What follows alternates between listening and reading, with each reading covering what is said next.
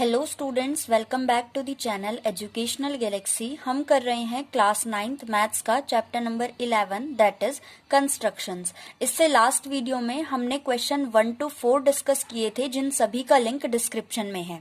आज इस वीडियो में हम क्वेश्चन 5 को डिस्कस करेंगे, जो one of the important question है इस एक्सरसाइज का।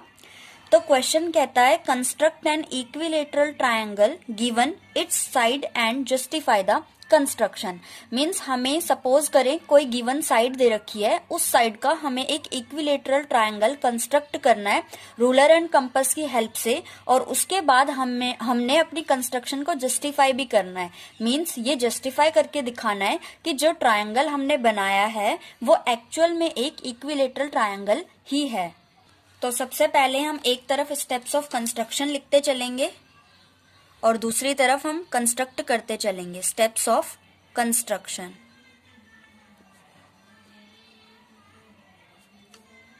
तो सबसे पहले स्टेप में हमें एक लाइन सेगमेंट ड्रॉ करनी है, कितने भी लेंथ की। तो हम लिख सकते हैं draw a line segment of given length, लिख लेते हैं ऑफ गिवन लेंथ। तो हम यहाँ पे एक लाइन ड्रॉ कर लेते हैं, कितने भी लेंथ की वो हो सकती है। तो ये हमने एक लाइन ड्रॉ कर ली। हम चाहें तो इसका नेम भी दे सकते हैं। तो हम यहाँ पे लिख लेते हैं and name it A B, A and B. यहाँ पे हम नेम दे देते हैं इस पॉइंट को ए और इस पॉइंट को बी। नाउ सेकेंड स्टेप पे पहले हमें ए पे रख के एक आर्क लगानी है और कंपास को हमने ए बी लेंथ के जितना खोलना है। तो हम स्टेप में लिख सकते हैं draw an arc from A of length A B length की हमें एक आर्क लगानी है। तो सबसे पहले हम मेजर कर लेते हैं कंपास से ए बी कितना है।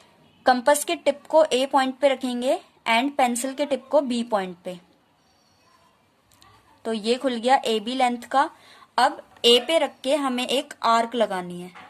तो पूरा बी से ले जाते हुए हम एक आर्क लगाएंगे, सेम ऐसे जैसे हमने ए से आर्क लगाई है, अब हमें बी से लगानी है।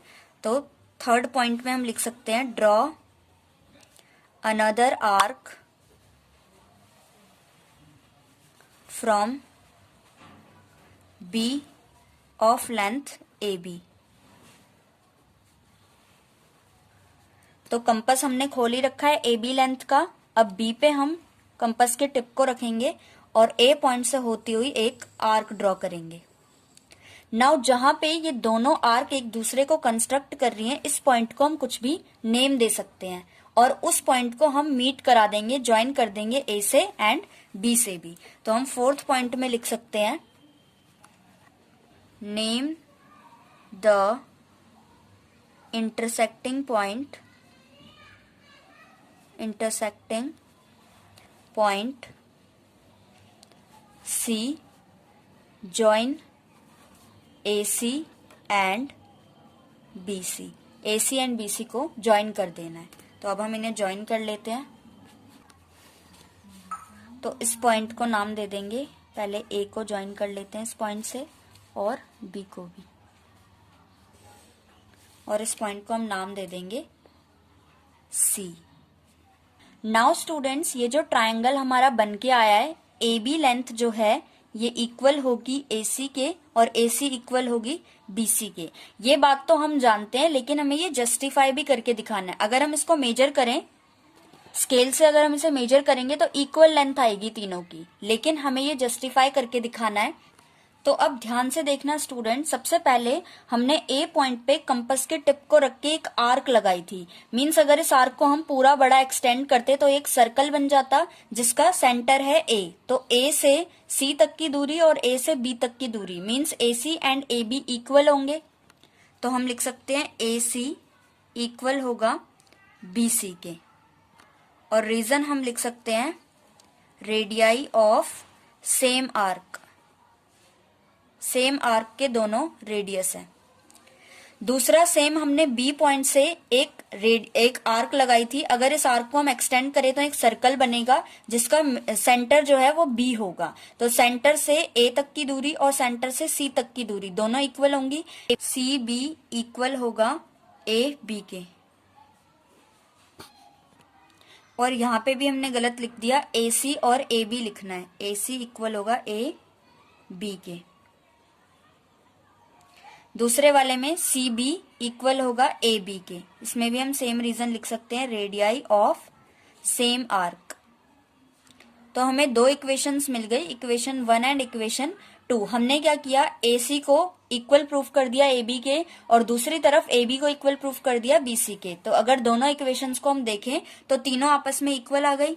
From equation 1 and 2 A B equal है बी सी के इक्वल है सी ए के, तीनों आपस में इक्वल है। देयरफॉर हम लिख सकते हैं, therefore triangle A B C is an equilateral triangle of given length. ये भी लिख सकते हैं हम, ऑफ गिवन लेंथ। और आप चाहो स्टूडेंट्स तो स्टेप में जो 4th स्टेप हमने लिखा है इसके बाद 5th स्टेप भी हम ऐड कर सकते हैं, that now triangle ABC is the required equilateral triangle. So ये था हमारा क्वेश्चन 5th। आई होप आपको समझ में आया होगा ठीक से। अब हम नेक्स्ट वीडियो में मिलेंगे एक्सरसाइज 11.2 के किसी क्वेश्चन के साथ।